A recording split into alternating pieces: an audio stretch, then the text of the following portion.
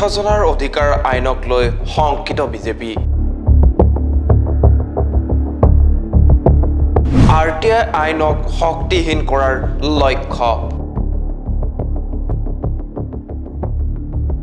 শীঘ্ৰে আহিব এক নতুন আইন। ব্যক্তিগত তথ্য সুৰক্ষাৰ আইন বলবৎৰ বাবে সাজু বিজেপি। তথ্যজনাৰ অধিকাৰ আইনৰ বাবেই যে পূৰ্বৰ কংগ্ৰেছ চৰকাৰৰ পতন হৈছিল সেয়া সকলোৱে জ্ঞাত। কিয়নো কংগ্ৰেছৰ কাৰ্যকালত সংঘটিত হোৱা বিয়াগুম দুৰ্নীতিৰ তথ্য পোহৰলৈ আনিছিল এই তথ্যজনাৰ অধিকাৰ আইনে।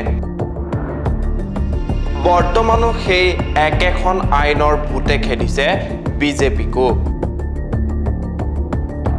যাৰ বাবে এই আইনৰ কুপদৃষ্টিৰ পৰা নিজকে বচাবলৈ প্ৰায় সাজু কৰি তুলিছে ব্যক্তিগত তথ্য সুৰক্ষা আইনৰ খচৰা। 2017 চনতে গঠন কৰা হৈছিল এক্সপাৰ্ট কমিটি।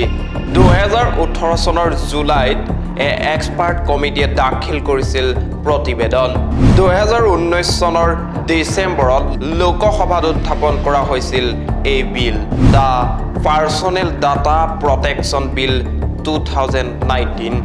2022 চনৰ আগষ্টত উদ্যল কৰা হয় এই বিল। 2022 চনৰ নৱেম্বৰত সলনি কৰা হয় নাম, আৰু ইয়াৰ নাম ৰখা হয় digital personal data protection bill 2022, যাক ministry of electronics and information টেকনলজিয়ে ৰাজহুৱা মতামতৰ বাবে মুকলি কৰে।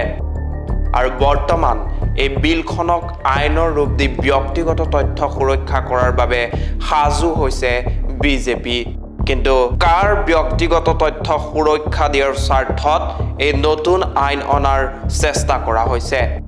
সাধাৰণ জনতাৰ ব্যক্তিগত তথ্য সুৰক্ষা দিয়াৰ নামত নে বিয়াগুম নেতা মন্ত্ৰীৰ ব্যক্তিগত তথ্যক সুৰক্ষা দিয়াৰ স্বাৰ্থত এই আইন আনিবলৈ লৈছে বিজেপি চৰকাৰে? সেয়াহে এক ডাঙৰ প্ৰশ্ন। News desk report NMTV।